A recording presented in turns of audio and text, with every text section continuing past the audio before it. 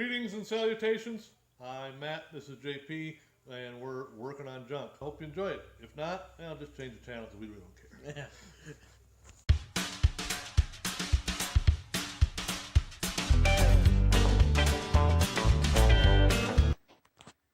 So Harvey's here today. He's come up to take some parts off of a 58 Edsel Ranger Tudor hardtop. This is a car I acquired back over by Green Bay. Been parked since about 76. She's in pretty rough shape, so she's good for parts. Pretty rotten. So Harv's up here today to get some goodies. So what are you planning on taking off today, Harv? You know what, I'm going to take the front clip off so I can, it's easier to see if the engine goes round and round. And if it goes round and round, then I'm going to pull it and save it. If not, I'm just going to pull the heads and exhaust manifolds and all those kind of knickknacks. Cool.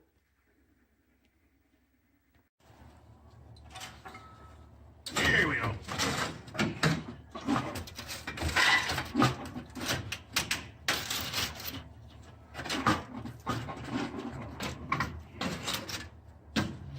Really?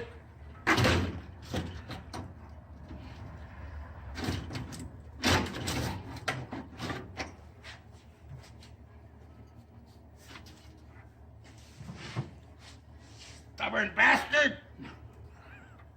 There. Owie!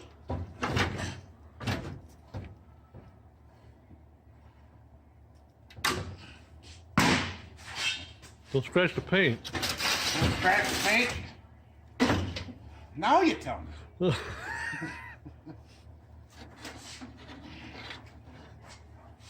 Like new! I think so.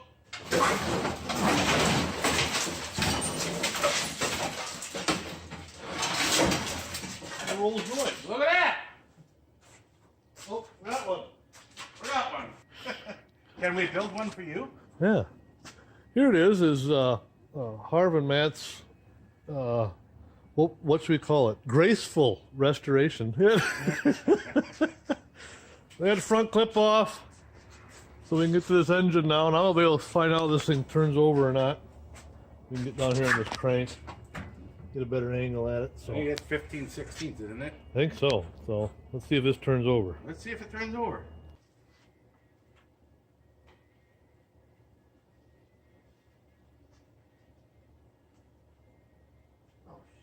Oh.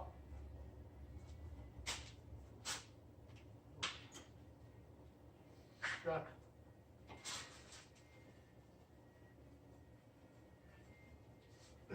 For sale, one stuck engine. Oh, junk. Junk.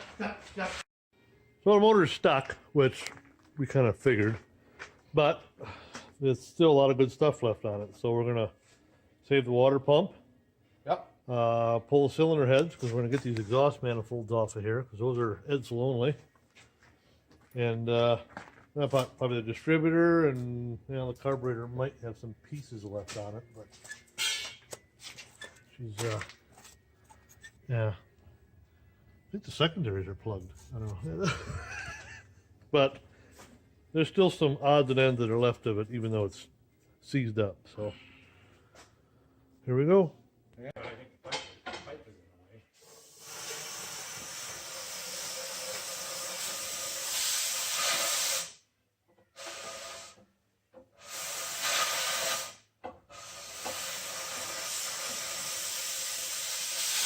More bolts.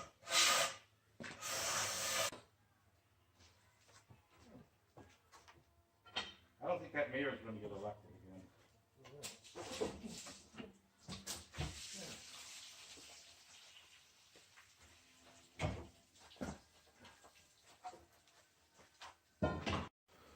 So we got the heads off with the manifolds.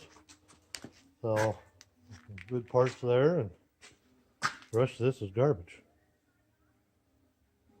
Except for this. Now it's garbage. So Harvey and I got everything buttoned up here on the Edsel two-door strip out project. So we got the heads off and all the good valuable pieces. Harvey's going to be back in a couple days just to finish some dash pieces and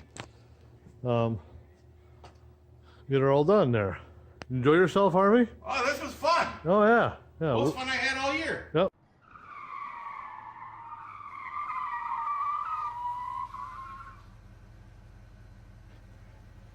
JP's here. What are you doing now today? I'm pulling more on my other SRG one. Yeah. The other one. You got one over there. One over there. And I got another one. Yeah. Always blowing stuff up. Everything's ruined. No, it runs. It runs. Look at it. Brand new. Ruined. Fucking brand new. Ruined. So No, it still runs good. nice tires. Burnouts. I'm pulling more on this to send the turbo off to Matt Performance, I believe it is in Minnesota, Oh yeah. to do upgrades. Okay. And what are they gonna do? I think I'm gonna put a cylinder head on it and some other maintenance stuff. Yeah. What's going on here? I was playing it. All right. So by the time you're all done with this little build, this little tune-up, you're gonna have what? For power? Yeah. I'm hoping to see like 450, 500 range Okay. on a Mopar Stage 3 big wheel externally gated. So, hope for the best. All right. Well, we're gonna drop another one out. Yeah. Well, Steve's gonna drop another one out. I'm gonna supervise and just do what I'm told. So, Hopefully I don't break it. you know, looks like the hoist arms are in, so we're good. Inside joke. Shh.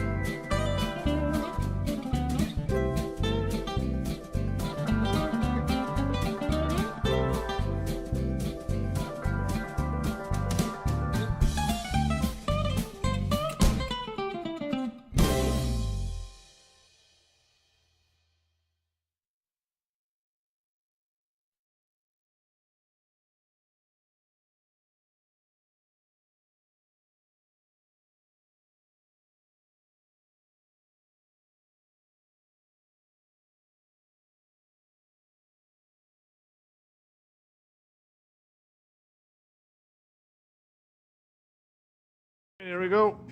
See if I can break stuff again. Double checking lines, double checking wires, some hoses. Look, the heater core connectors have been disconnected. I was very careful. Someone should take note of They that were who just- watches the episodes. They were disconnected last time. Oh, they were. Yeah, and they caught on the manifold when they're way up, and it fucking Oh. clamp hooked on stuff. Okay. Fucking broke stuff. That's like hanging out. See. Hold on. Yep.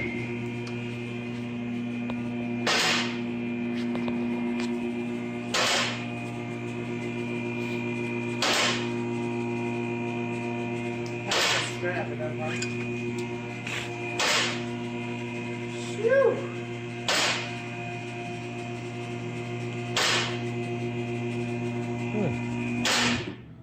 Well, we got one. And we got two. Peasants. Presents. Make stuff. Yeah. Happy face. Which one's in better shape? That one over there? Probably. This one's still stock. It's stuck? Pretty more. It's got a Mopar Stage 3 kit in it. Yeah. So that's good. Trans is a little angry in there. Yeah. So we'll see how that looks. All right. Well, That's it. cool. Giddy up. Old tune.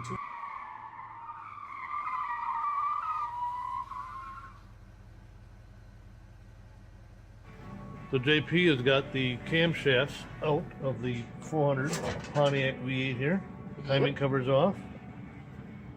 I'm gonna go do a Walmart run, get some degreaser and some brake clean and mineral spirits. Get her all honed out. And Heat get it her, up. Get her back assembled. Sweet. Sponsored by Clutch Energy. We haven't got any yet. No, none. Yeah. Oh, look at you, scrub-a-dub-dub. Yeah. I gotta make sure I'm done before that international over there. Big race day coming up. Oh yeah. Yeah. You gonna put any money on it or no? I think I'm gonna win. That thing looks like it ain't going anywhere. Maybe we'd go somewhere if we put that motor in it. Whoa. 2.4? Huh? I don't No? want to break it. Uh, I'm just trying to have fun. what you doing in there, Steve? I'm doing stuff. Do what? Nothing. Hanging Yeah, out. exactly. You're doing I'm nothing. resting. You're resting. Tired. Oh, why are you always trying to get me with stuff? It was just a I little. worked so hard It today. was just a little 10mm wrench. I worked so hard It today. wasn't like this 3/4 inch extension. Oh, got me good. Happens, right? Okay. just start. Whoa. Oh. Oh. Oh, there we go. Ah, 3/4 inch. Ah. Oh. Oh.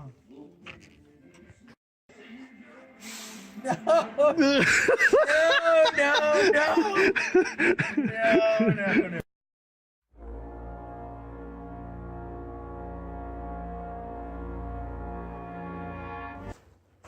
But you came out here. Came out here to add a quart of oil to your car. I wanted a little bit of oil. And shit fucked up, alright? I mean, normally I would use the oil filler, tube that's somewhere. I don't have it here. Most people don't add oil to their car by removing the valve cover. I mean, but that's just you. So, Control yourself. but I mean, I'm not a ASE certified master technician or anything, but I don't think that's the proper way to add oil to a car. You know what? I don't care. I'm doing it my way. I'm doing it my way. Little Frank Sinatra over here. Alright, well, I guess we'll bring this in the garage now. Just drag it in with a tractor. Junk. Junk! You told me I couldn't have metal shavings in the motor. Well, What kind of rule is that? Steve, What? do you want a hug? No. No. Come here and give me a hug. Oh, Jesus. Jesus, if there's a thread in the way, that's why. Did you get your oil put in there? There's oil in there now. Yeah. See, use that thing next time. I did. I did use it. Are you taking the struts out now to check the coolant or what? I'm gonna cross thread this. Oh yeah? Okay. Tight's tight.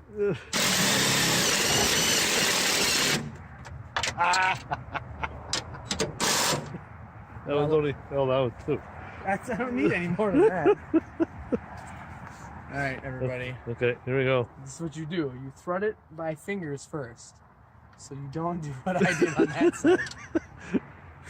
So you get them started. So you don't chew all the threads off it. And then you ooga dooga. You can 3 ooga doogas.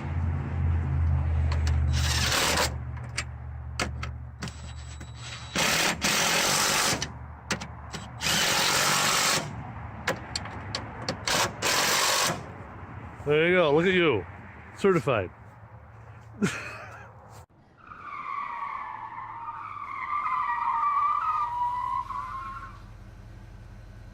So I got the 57 Chevrolet in the shop today. This is my dad's car. He bought this back in 1983 and brought it home, and of course it was in a lot worse shape than this. I got it somewhere around here. I got a picture of it. I don't know where it is now, but it was multicolored, with different panels on it. Yeah, I don't know what happened to the picture. But anyway, we got this to work on today. It doesn't have any heat. So a couple winters ago, I redid the engine in it. And when I did, I kind of did some upgrades on it. And I don't know if the thermostat that I put in it is bad or misboxed or what, but this thing does not get over 140 degrees and doesn't blow any warm air. So I'm gonna figure that out. Change the thermostat will be the easiest thing to try and do, and warm it up and go from there and see if I get some heat. So that's today's project, which that looks really difficult. Allow me to get a 9/16 wrench here. Hold on. Kind of nice working on these old cars. This will be easy. So I got the old thermostat out. No, ain't stuck. Looks fine, but we're still going to put a new one in it. So get that done and get that project out of the way here. That's about all it needs. It needs an oil change, which I haven't done yet, but I will. But yeah, this is I kind of grew up in this car. Kind of a neat old car. Went to a lot of car shows as a kid in it. Bombed all over the state. Iola, Jefferson, different fun runs and stuff. I remember the old Spud City Nationals and stuff. So this was a fun car to be in. So it's got the curb feelers on it. Dad had those on there. It's got the wind vents here on the side. I remember he took those off of a 66 Chevrolet station wagon that was out in the old Sparby salvage yard. And they're wind deflectors. They're kind of neat. And then these here he took off of a car out in the junkyard. I think it was a 55 or 56 Chevy he took these off of and put them on his car. So yeah, it's quite a neat old car. I like driving it. Runs and drives good. It used to have white wall tires on it, but I remember my dad being a slave to them things and crawling around on his hands and knees with an SOS pad and when he bought them. And then when he first had it, it had black walls, and that's what I remember the car as. So when I had to put new tires on it, I put her back to the way it was that I remember it as a kid. So, and here she is. So Dad ain't around anymore, but I'm sure he'll be proud that we're still taking care of it. So, but a couple winters ago, I put new interior in it too. So I put all new seats and stuff in it and new carpet. So it's being taken care of. The original paint is still on the roof. That's the original factory paint right there. The bottom has been repainted what they call Marina Blue for a 66 Chevrolet Impala. He liked that color better. So yeah, get the thermostat down here in this and warm her up and see if I got heat. Here we go.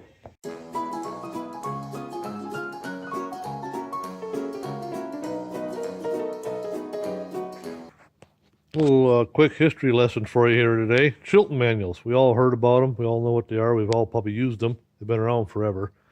And they've actually been around since about 1896. The company was formed covering motorcycle repair manuals. It was formed by three guys. If I remember right, George Bisbee, James Artman, and C.A. Musselman were the three guys that formed the Chilton Company. And mainly focused around motorcycle manuals, and they grew into auto repair manuals and different trade magazines and automotive magazines and all kinds of different stuff. They eventually acquired the Haynes Manual Company and stuff. But what's kind of interesting is the name, Chilton's. It was a publishing company, and they called it Chilton's. And these three guys, Musselman, Bisbee, and Artman, came up with that name. And they couldn't agree on what to name the company, so what they did was They looked at the passenger list from the Mayflower ship for the Pilgrims, and they just pulled a name off of the passenger list from the Mayflower and decided to call their company that. So whatever family named Chilton that came across the Mayflower boat, that's the name they gave the company for no other reason than that. They just couldn't agree, so that's what they did. Now, next time you look at a manual, you'll know that. Completely useless information, but at least you'll know it.